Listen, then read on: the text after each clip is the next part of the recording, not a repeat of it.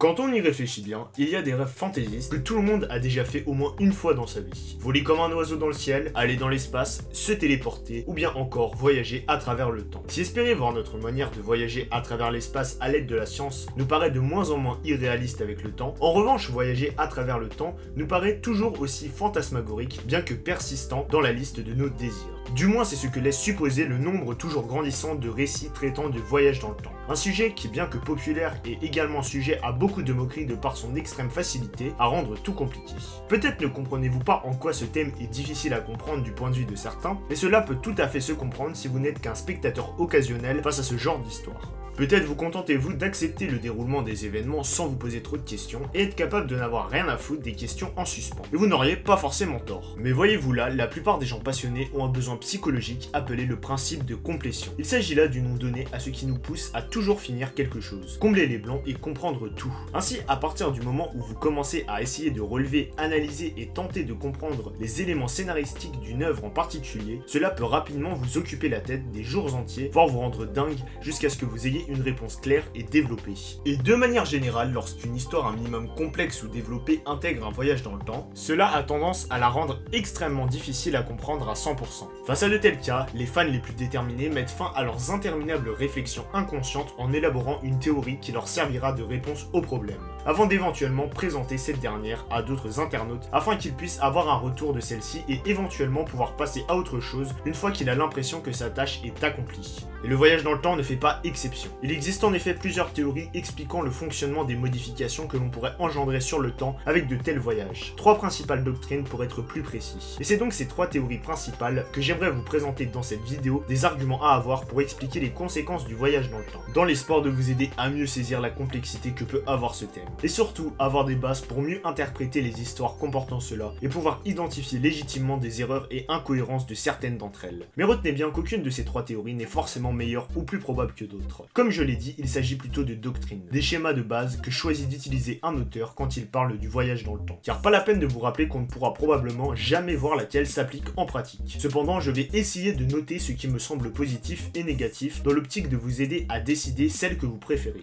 Et dernière chose, avant de commencer, il risque d'être difficile d'expliquer ces théories sans citer des exemples concrets. Du coup, dans le doute, je vous dis de faire attention aux spoilers que j'ai pu involontairement disséminer par-ci par-là. Et pour info, je ne parlerai que d'œuvres datant d'au moins un an minimum.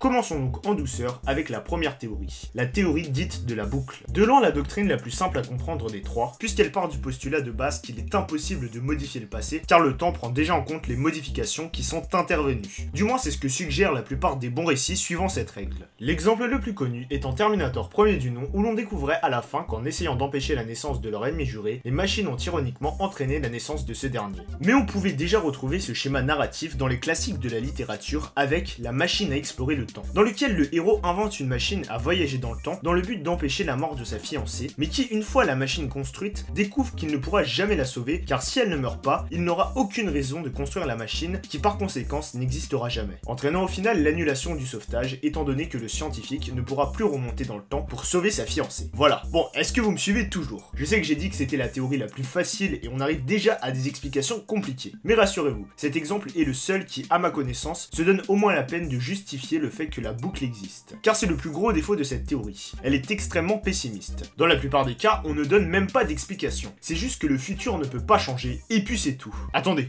On me dit à l'instant que cet exemple de la fiancée ne serait qu'un ajout de la version cinématographique qui, à la manière d'un Pourquoi j'ai pas mangé mon père, ne serait qu'un navet n'ayant pas compris les métaphores d'un classique de la littérature britannique dénonçant la société pour à la place nous balancer un ensemble de mauvais clichés génériques de sa propre culture. Enfin bon, gardons quand même cet exemple en tête, bien qu'il soit nécessaire de ne pas impliquer l'auteur d'origine dans tout ça. Reprenons à là où nous étions. Exemple notable, le film Camille Redouble, racontant l'histoire d'une relativement vieille actrice regrettant ses choix de vie, qui un jour se retrouve à nouveau à l'époque du lycée, sans aucune explication, à part ta gueule, c'est magique. Et de là à dire que le film est vraiment ennuyeux, ce n'est qu'une question de point de vue. Mais on ne peut que souligner en quoi le choix de la théorie de la boucle entretient le mythe des comédies dramatiques françaises, écrites uniquement par des pseudo-intellos pessimistes qui n'aiment filmer que des gens tristes en train de se plaindre de la vie. Car le film se constitue essentiellement de scènes du genre « Tu es triste car ta maman est morte d'une maladie qui n'a jamais été diagnostiquée, faute d'analyse. Et ben t'as beau avoir remonté le temps et amené ta mère à l'hôpital, les médecins diagnostiquent que dalle et elle meurt quand même le même jour, au même moment, parce que c'est la vie. »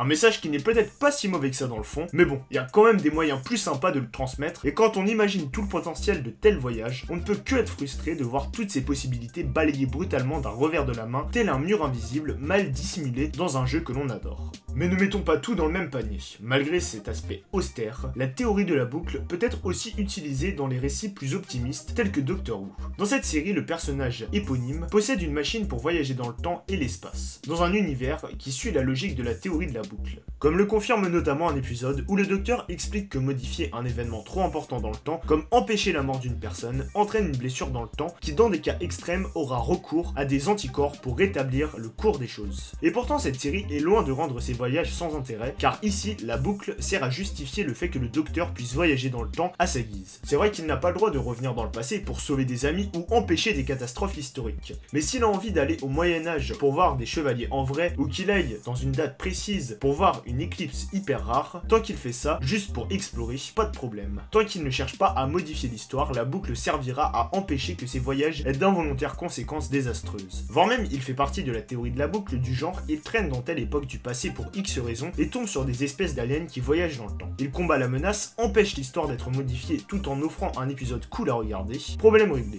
Tout le monde est content, à part peut-être 2 ou 3 dommages collatéraux, et on passe à une autre aventure. La preuve qu'aucune vision des choses n'est totalement à jeter, tout dépend de la manière dont on utilise ces matériaux de base. Bien que comme peut le suggérer son nom, cette première théorie a aussi la fâcheuse tendance à favoriser les boucles infinies. Qu'est-ce qu'une boucle infinie? Eh ben, comment dire ça simplement? En gros, c'est le nom qu'on donne quand un événement important, voire fondamental dans le temps, qui a engendré un voyage temporel, a pour origine un voyage dans le temps. Je pense qu'un exemple sera plus clair. Donc, dans Zelda Ocarina of Time, quand une fois arrivé dans le futur, vous sortez votre instrument de musique devant l'homme du moulin à vent, celui-ci vous dit qu'il y a 7 ans, un gamin avec le même ocarina que vous a joué un chant qui a détraqué son moulin et asséché le puits. Depuis cette discussion dans le futur, vous apprenez le chant des tempêtes. Après cela, vous devez faire un voyage vers le passé pour retourner au moulin jouer le chant des tempêtes étant gosse afin de pouvoir accéder au puits. Au final, vous avez détraqué le moulin dans le passé uniquement grâce au fait que le propriétaire vous a appris dans le futur le chant qu'il avait entendu dans le passé venant de vous du passé. Et s'il n'avait pas rejoué ce chant dans le futur, vous ne l'auriez jamais utilisé dans le passé. De la même manière, comme je l'ai cité au début, les machines du futur, après avoir été mises en déroute par John Connor, envoient un Terminator pour tuer sa future mère. Mais cela entraîne le fait que John Connor envoie l'un de ses hommes dans le passé pour empêcher la mort de sa mère. Homme du futur qui, à la fin, se révèle être le père de John Connor, qui fut engendré dans le passé, faisant qu'au final, que si les machines n'avaient jamais voyagé dans le temps, John Connor ne serait jamais né, et n'aurait jamais été vaincu et contraint de voyager dans le temps. Ça peut sembler intéressant, mais à la fois complètement illogique, voire impossible quand on y réfléchit 5 minutes. Et bien c'est ça la boucle infinie. Un voyage dans le temps ayant pour origine un voyage dans le temps. Et c'est aujourd'hui considéré comme implicitement interdit, car trop facile et trop mindfuck. Mais bon, comme le montrent mes 2 choix d'exemple, ce cliché peut se trouver sur les 3 théories, y compris la deuxième, même si cela semble improbable. Car la deuxième doctrine que nous allons voir ensemble est la théorie de la rivière, aussi appelée la théorie du multiverse. Ce schéma narratif est lui aussi basé sur la métaphore dont il tire son nom. Ainsi le temps s'écoulerait tel une rivière, et à chaque fois qu'un individu est amené à prendre une décision, la rivière bifurque en différents chemins. Admettons par exemple qu'un homme est amené à choisir entre 2 femmes avec qui officialiser une relation de couple. Disons pour faire simple, entre un amour d'enfance inavoué et un coup de foudre récent. Et bien cette situation divisera la rivière ou la ligne principale en 2 autres lignes temporelles, plus communément appelées timeline. Pour aller plus vite, une timeline où il épousera l'une et une timeline où il épousera l'autre et aura par conséquence des enfants différents qui auront un impact différent sur le futur. Et encore je dis ça, mais même cet exemple en apparence simple ne va pas forcément se contenter d'engendrer que 2 timelines. On peut facilement trouver d'autres situations. Admettons que l'homme décide de ne pas faire de choix. Cela constituera une timeline où il restera célibataire. Ou bien alors imaginons qu'il choisissait d'essayer de sortir avec les 2 en même temps, mais qu'un jour elle découvre le pot aux roses et le plaque, l'amenant à vivre dans le chagrin et la solitude jusqu'au jour où il rencontrerait une autre personne avec qui faire sa vie. Nouvelle timeline. Ou encore, imaginons qu'on se trouve dans une timeline où suite à de mauvaises décisions militaires face à un envahisseur, le pays où se trouve cet homme fasse maintenant partie d'une société encourageant la polygamie. Une fois de plus, on a une nouvelle timeline. Et par conséquent, voyager dans le temps reviendrait à pouvoir voyager d'une timeline à l'autre en intervenant directement sur les choix définissant la timeline.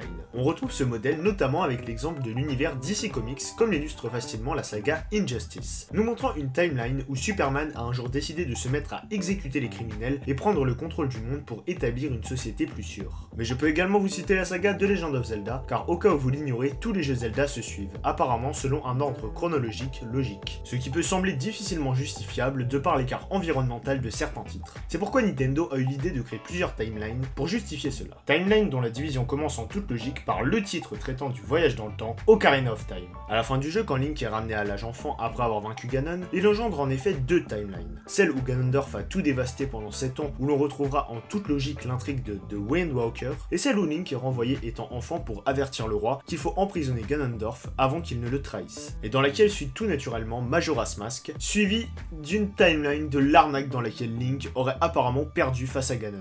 Une timeline dont l'existence random pas du tout justifiée par le voyage temporel a rendu plus d'un fan de cette saga totalement perplexe, au point qu'on pourrait se demander pourquoi ils n'ont pas simplement redivisé la timeline en deux après Majora's Mask, et à la fin de laquelle on retrouve le premier Zelda. Ok, enfin bref, vous aurez compris le principe, vous voyagez dans le temps, vous modifiez un truc important et en conséquence la rivière vous entraîne avec elle dans une nouvelle temporalité adaptée à ce que vous avez fait, tandis que votre temporalité de départ continue d'exister après votre départ. Quant à la question de ce qui advient de votre équivalent dans la nouvelle temporalité, ça dépend des points de vue. Dans la plupart des cas, la théorie du multiverse renvoie plutôt au terme de jumeaux astraux quand il s'agit de notre équivalent d'une nouvelle temporalité. Et on considère qu'il serait tout à fait possible, bien que légèrement étrange, d'entrer en contact direct avec nos jumeaux astraux sans que cela n'ait de conséquences, si ce n'est découvrir notre vie sous une nouvelle perspective. Mais d'un autre côté, il existe également des récits où suite à un voyage dans le temps, le protagoniste prend automatiquement la place de son jumeau astral, alors on sait jamais. L'avantage de cette théorie est ainsi qu'elle offre la plus grande liberté possible dans ses actions dans le temps et est donc à l'abri des paradoxes spatio-temporels, voire même plus qu'avec la théorie de la boucle.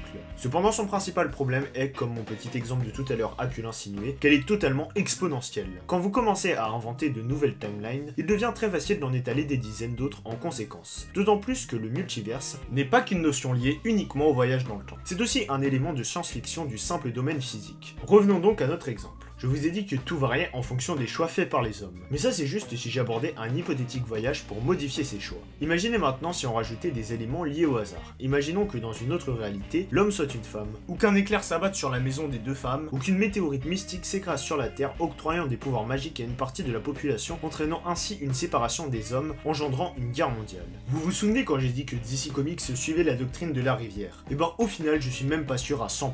Car bien qu'il y ait effectivement un multiverse, il n'est pas impossible que le temps existe en suivant plutôt la troisième théorie. Ce qui m'amène donc à vous présenter la troisième et dernière doctrine, la théorie du papillon, qui est basée sur un concept très simple. Le voyage dans le temps est une action non naturelle par excellence. Il semble donc logique que la nature n'ait absolument aucun mécanisme de défense face à d'éventuels changements. C'est pourquoi si jamais vous êtes amené à voyager dans le temps, surtout ne modifiez rien, car notre histoire a été soumise à tellement de variables et d'événements imprévisibles que la moindre petite variation pourrait avoir des conséquences inimaginables. Un postulat de base dont la référence la plus connue est sans doute Retour vers le futur. Mais est loin d'être la seule, car encore aujourd'hui, ce schéma narratif est l'un des plus utilisés, comme avec ce jeu, qui prend le nom de cette théorie au pied de la lettre. Avec sa fin, nous laissons le choix entre annuler tout ce que nous avons fait avec notre pouvoir magique sur le temps, ou assumer de voir toute une ville entièrement rasée par une tornade géante, née de nos trop nombreuses réécritures de l'espace-temps. De même que beaucoup se souviendront de l'excellent épisode spécial Halloween des Simpsons, rendant hommage à cette théorie avec humour. Vous l'aurez compris, cette vision du voyage temporel mise beaucoup sur la prudence, et c'est de loin la théorie la plus chaotique des trois. Entendez par là qu'elle est le plus soumise au paradoxe spatio-temporel et a souvent tendance à virer vers le cataclysme voué à détruire toute vie existante ou vers des situations incompréhensibles faisant passer mon explication des boucles infinies pour de l'évidence. Après, cette théorie n'est pas forcément synonyme de conséquences néfastes. Prenez par exemple le jeu vidéo Chrono Trigger. Vous y contrôlez un groupe de personnages devant voyager entre les différentes époques pour lutter contre Lavos, une créature vouée à détruire le monde dans un futur proche et dont la simple existence engendre la création de points de transport à travers le temps. Dans cet univers, le temps marche clairement selon cette théorie dans la mesure où vos actions sur le passé ont des conséquences directes sur l'avenir et que certains changements involontairement catastrophiques liés à votre passage vous demanderont de rectifier le tir. Et pourtant, vos voyages à travers les âges pourront engendrer des conséquences positives. Même si à la manière de la théorie de la boucle, dans la plupart des bonnes histoires, vouloir changer le passé en bien aura des retours de bâton insoupçonnés pour nous enseigner qu'il faut parfois savoir accepter ce que l'on a. L'un des principaux problèmes de cette théorie n'est pas vraiment lié à la théorie en elle-même. Il s'agit du fait qu'on a parfois du mal à la différencier de la théorie de la rivière. En effet, les deux autorisent les modifications temporelles et l'une d'entre elles a pour principale caractéristique de ne pas être clairement définie. C'est pourquoi je pense qu'il est utile de faire un petit aparté pour tout clarifier. Le plus simple étant que dans la théorie du papillon, il y a une seule et unique timeline qui réagit directement aux modifications, tandis que dans celle de la rivière, les différentes timelines coexistent en même temps. Admettons que vous décidez de retourner dans le passé pour tuer Hitler. Objectif étonnamment original d'ailleurs. Et bien si l'on suit la théorie du multiverse, si vous essayez de revenir à votre date de départ, vous ne serez plus sur votre timeline de départ, mais sur une nouvelle où Hitler est mort tandis qu'il qu'il demeure toujours dans votre réalité, où vous êtes parti et vous ne reviendrez jamais. Vous serez alors coincé dans une timeline avec vos doubles de l'autre réalité qui n'auront jamais connu Hitler. Tandis que si on suit la théorie du papillon, votre timeline de départ n'existe plus et est remplacée par celle où Hitler est mort. Et une fois de retour à votre époque, il est probable que vous preniez automatiquement la place de vos équivalents à cette réalité. Pour en revenir sur l'exemple de Chrono Trigger, on distingue bien la théorie du papillon car toutes vos altercations temporelles ont un impact direct. Et une fois la Lavos vaincue, les sources naturelles de voyage dans le temps se ferment et l'unique timeline se verrouille avec vos interventions qui entraînent la disparition totale des éléments du futur que vous avez empêchés sans que les deux puissent coexister. Si malgré tout vous êtes encore perdu pour distinguer les doctrines, je vous propose le cas du paradoxe du grand-père. Il s'agit d'un célèbre exemple sur le sujet du voyage temporel destiné à la base pour justifier la théorie de la boucle. Voici l'énoncé. Un homme tue son grand-père au cours d'un voyage dans le temps. En faisant cela, il empêchera la naissance de son père et par extension sa propre naissance. Mais en conséquence, si le voyageur ne peut jamais naître, alors son grand-père ne pourra pas se faire tuer par le voyageur. Conclusion, la mort du grand-père sera annulée et le voyageur ne pourra jamais le tuer. Comme annoncé auparavant, ce scénario correspond au cas de la théorie de la boucle, mais si on est dans celle de la rivière, ça donne le grand-père meurt, le voyageur continue de vivre, et s'il retourne à la date de départ, il découvrira un monde où il n'a jamais existé. Et si on suit la théorie du papillon, ça donne le grand-père meurt, suivi immédiatement du voyageur qui disparaît de l'existence, sauf si un autre voyageur du temps empêche la mort du grand-père ou autre retournement de situation improbable, tel qu'on peut le voir dans l'épisode de Futurama, parodiant ce célèbre exemple. Reprenons à là où nous étions. Malgré cet aspect très chaotique, pour moi le plus grand atout de cette théorie est qu'elle est la base d'un bon challenge scénaristique qui, s'il est réussi de façon cohérente, peut donner d'excellentes histoires. C'est sûr que beaucoup s'y sont cassés les dents et que beaucoup de ce genre de scénarios, réussis ou pas, ont été à l'origine de régressions mentales chez certains spectateurs se posant trop de questions. Mais si cette théorie est toujours aussi populaire, c'est bien que chercher à corriger des paradoxes spatio-temporels ou faire se poser 1 milliard de questions aux spectateurs doit plaire à la fois aux auteurs et au public. La grande flexibilité de cette vision du temps fait certes en sorte que tout le monde peut ajouter ses petites règles comme Marty qui ne s'efface que progressivement de l'histoire pour qu'il ait une chance de s'en sortir. Ou dans Futurama, tous les doubles qui sont issus d'un voyage dans le temps sont des paradoxes temporels et sont voués à mourir. Mais comme le montre l'épisode des Simpsons que j'ai cité, le moindre minuscule changement peut avoir des conséquences tellement disproportionnées que les découvrir peut devenir aussi bien amusant que intriguant. Si, comme je le répète, c'est bien amené. Et en bonus, on notera que cette théorie permet d'éviter facilement les boucles infinies. En effet, quand par exemple Marty fait en sorte que ses parents se rencontrent au bal de l'école, certes il applique au passé une donnée qu'il a appris dans le futur, mais dans ce cas c'est plus de l'ordre de réparer ses conneries à partir de ce qui est censé arriver normalement, la preuve étant que ça modifie le présent au lieu de le boucler. Et c'est généralement sur ce même concept que se concentrent les récits de la doctrine du papillon. Même si le prisonnier d'Azkaban nous a prouvé qu'il n'était pas impossible de caser ce cliché aujourd'hui détesté. Et J.K. Rowling a bien fait de ne plus jamais utiliser cette mécanique, même sans donner aucune justification. Et voilà, nous avons fini de passer en revue les 3 principales doctrines scénaristiques du sujet. Et afin de conclure, je vais vous donner, à l'aide de ce que je viens d'exposer, ce que j'estime être les erreurs scénaristiques principales qui peuvent arriver quand on écrit sur le voyage dans le temps. Je le répète, aucune de ces 3 visions n'est plus juste ou mauvaise qu'une autre. Mais dès lors que l'on institue des règles qui tendent vers l'une des 3 doctrines, il faut alors suivre les directives de la théorie choisie, et celle de cette théorie uniquement. Les théories sont incompatibles entre elles. Pour moi, le seul moyen de caser plusieurs théories spatio-temporelles dans une histoire est de les faire entrer en conflit entre elles. Comme avec Terminator 2 où lors du dernier tiers du film, les personnages décident de se soulever contre le futur apocalyptique des machines présentées jusque-là comme inévitables, les faisant ainsi se battre contre le temps lui-même pour le faire passer de la théorie de la boucle à celle de la rivière et en offrant une fin optimiste envisageant même une coexistence pacifiste avec les machines. À l'exact opposé de la fin sombre du premier film, ce qui constitue l'une des principales raisons de pourquoi ce film est l'une des meilleures suites de l'histoire. De même, la web-série Le Visiteur du Futur montre une lutte entre le Visiteur, personnage chaotique aussi bien comique que dramatique aux ambitions optimistes incarnant la théorie du papillon, et la Brigade Temporelle, un organisme froid et pessimiste qui oblige à ne rien faire pour sauver le monde par simple principe de précaution incarnant la théorie de la boucle. Mais en revanche, si un récit se met à passer d'une logique temporelle à une autre à sa guise, cela veut dire qu'on est en train de se foutre allègrement de votre gueule et que les créateurs n'en ont strictement rien à foutre. Tiens, revenons donc au film La Machine à voyager dans le temps, qui en plus d'être une très mauvaise adaptation, n'est également pas irréprochable sur sa logique temporelle. Laissez-moi vous résumer la situation. Mais avant ça, rendons à César ce qui est à César en vous expliquant brièvement la nouvelle d'origine pour éviter que ce film ne vous donne une mauvaise image injustifiée. Comme je l'ai dit, toute l'histoire autour de la fiancée morte n'est qu'un ajout de l'adaptation. Là où le livre parle uniquement d'un scientifique scientifique qui voyage très loin dans le futur où il découvre que l'humanité s'est divisée en deux espèces, les Eloïs et les Morlocks représentant chacun une classe de la société poussée à l'extrême.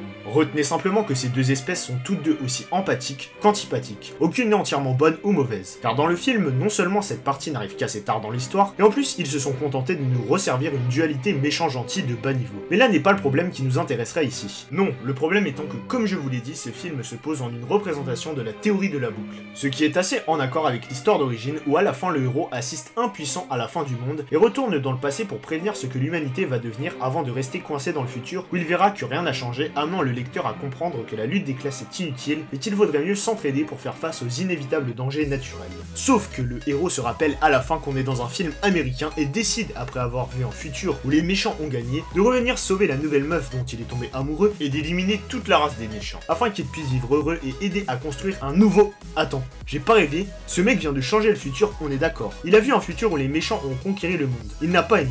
Il est revenu en arrière tuer tous les méchants pour permettre aux gentils de survivre. Bref, il a modifié le passé, chose dont le film nous a dit depuis le début que c'était impossible. Après peut-être direz-vous que c'est comme avec Terminator 2. Il était tellement déterminé à faire le bien qu'il a plié le temps à sa volonté et vous n'auriez pas tort. Si la morale du film n'était pas, on ne peut pas changer le passé, ce qui est fait est fait et il ne faut pas laisser de vieux démons nous empêcher d'avancer vers un avenir meilleur. Or c'est exactement sa morale pour laquelle la théorie de la boucle est parfaitement adaptée. Et là le film vient de nous balancer un élément de la théorie du papillon qui elle n'est pas adaptée à la morale s'il n'y a pas de conséquences négatives à une modification comme dans cette fin. Du coup soit le film s'est cassé le cul à mettre en place la théorie de la boucle pour ensuite la défoncer dans le climax, pour ensuite la réinstaurer dans les dernières minutes pour nous balancer sa morale hypocrite à la con, soit le héros est un abruti. Car je vous l'ai pas dit, mais le coup de la fiancée insauvable, il ne l'a pas déduit tout seul comme un grand scientifique qu'il est censé être. Non, c'est le chef des méchants avec un gros cerveau qui lui a expliqué avant de lui laisser la possibilité de partir. Et de ce qui suit immédiatement, n'importe quel spectateur avec une cervelle en état de marche, géante ou pas, pourrait se dire qu'il est peut-être possible que le méchant associé à l'intelligence ait menti afin de se débarrasser du scientifique et du danger que représente sa machine à voyager dans le temps. Ce qui signifierait alors que le héros est juste trop malchanceux ou trop con pour au moins essayer de sauver sa femme plus d'une fois avant de décider d'aller voir les super scientifiques du futur, pour savoir pourquoi on ne peut pas changer le passé. Oui, vous avez bien entendu, c'est la raison pour laquelle il va dans le futur. Pour résumer, soit le protagoniste est un idiot qui va vite remplacer son soi-disant amant de sa vie, soit le film est illogique, ce qui, vu l'effort de certains points scénaristiques, m'apparaît comme plus probable. Sur ce, j'espère que cette vidéo vous aura plu, et qu'elle vous aidera à mieux comprendre et expliquer les histoires de voyage dans le temps. Voilà, n'hésitez pas à partager cette vidéo si elle vous a plu, et je vous dis à la prochaine.